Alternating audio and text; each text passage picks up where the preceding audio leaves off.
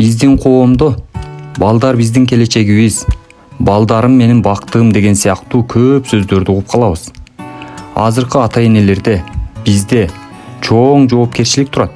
Бул жоопкерчилик келечекке сүйүүгө сугарылган, адамдарды сүйө билген муунду тарбиялап өстүрүү болуп саналат. Анда эмесе мен сиздерге Ливингтон Ларнет аттуу адам 100 жыл илгери баласына жазган катын окуп берейин. Кат унутчаак ата деп аталып, жүздөгөн газета журналдарда жарыяланган. Ал тургай бүтүндөй кээ бир китептердин жазылышына себеп болуп, китептин мазмунундагы негизги өзөктү түзгөн.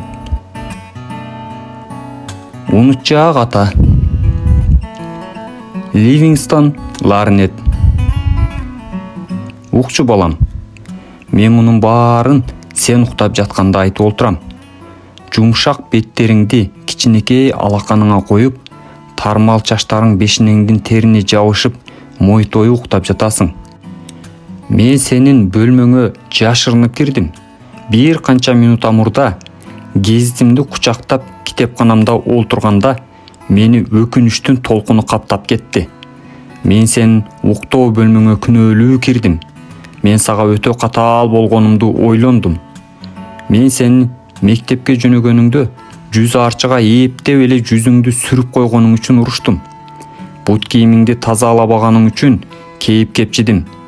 Кийимдериңди полго ыргытканың үчүн ачууланып атырылдым. Эрте мененки тамактанууда да сени урушууга шылтоо таптым. Сен бир нерсени төгүп алдың. Тамакты чоң сугунуп койдуң. Нанга өтө көп май сүртүп алдың. Чыканактарыңды столго койдуң. Мен поездге шашып баратканда, сен болсо сейилдөөгө баратып, мага кайрылып, кол булгалап, "Кезиккенге чейин ата" деп кыйкырганыңда, мен мурдумду чүйрүп, "Ийиниңди түздө, шалпыйба" деген жооп ыргыттым. Кечинде ушунун баары кайталанды. Сен ойногон жерден өтүп баратып, сени тизелеп алып шарик ойногонуңа күбө болдум. Шымыңдын тизелериндеги жыртыкты көрүп, досторуңдун алдында сындыра уруштум. Шым кымбат болчу. Өзүң төлөгөндө бир кыйла тыканыраак болмоксуң. Атаң эмне айтканын укчу балам. Эсиңдеби? Андан бир аздан кийин мен китепканамда гезит окуп олтурганымда, сен күтүүсүз кирип келип, мени көздөрүңдүн түпкүрүндөгү кандайдыр бир оору менен карадың. Мен сага гезиттин үстүнөн көз чаптырып, мага тоскоолдугуң үчүн чыдамсыз жана нараазылана, сен эшиктин түбүндө чечкинсиз турганыңда, "Сага эмне керек?" деп күбүрөндүм. Сен эч нерсе айтпай, жан далбастап мага бой таштадың. Мойнумдан бекем кучактап, өпкүлөдүң. Кичинекей колдоруң чексиз сүйүү менен бекем кысылды. Сендеги сүйүүнүн жараткан өзү сенин жүрөгүңө тамызып берген.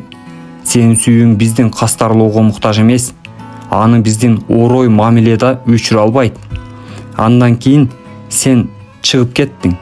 Сен уктоочу бөлмөмө көтөрүлүп баратканыңды уктум. Балам, бул мезгилде менин колуман гезит түшүп кетти. Жана жүрөк түшүргөн шал кылуучу коркунуч мени каптап кетти. Мени адаттарым эмне кылып салган? Суракка алуу адаты, каталарды издөө, кемчилик табуу. Бул менин сен кичинекей балакай болгонуң үчүн сыйлыгымбы? Бул менин сени жакшы көрбөгөндүгүм үчүн эмес. Бул кичинекей балакайдан өтө көптү күткөндүгүм. Мен сени өз жаш курагым менен өлчөгөндүгүм. Сенде, сенин мүнөзүңдө канчалаган жакшы, эң сонун жана чын жүрөктүүлүк бар. Сенин кичинекей жүрөгүң жапайы аралдардын үстүнө көтөрүлгөн килтейген күндүн тегерегиндей. Мен аны сен уктаар алдында менин өпкүлөгөн, кокустан мойнума асылган секиригиңди көрө алдым. Балам, бүгүн мага баары маанисиз. Мен караңгыда сенин керебетиңе келип, уялганымдан тизе бүгүп олтурам. Бул менин күнөөлөрүмдү жууп кетирүүгө жетишсиз. Мен билем, сен ойгонгонуңда мунун баарын түшүнмөк эмессиң. Бирок эртең мен чыныгы ата болом. Мен сенин чыныгы досуң болом. Сен алектенген нерселер менен алектенем. сен күлгөндө күлөм. Жакшы эмес сөз чыгаарда тилимди тиштейм жана келме сыяктуу. Бул болгону кичинекей балакай го деп кайталайм. Сени чоң киши сыяктуу элестеткениме корком. Чарчап, өзүңдүн керебетиңде жатканыңды көргөндө, сени дагы эле кичинекей балакай экениңди баамдадым. Кече эле сенин апаң көтөрүп жүрчү эле. Сенин башың анын ийининде болчу. Мен сенден өтө көптү талап кылыптырмын.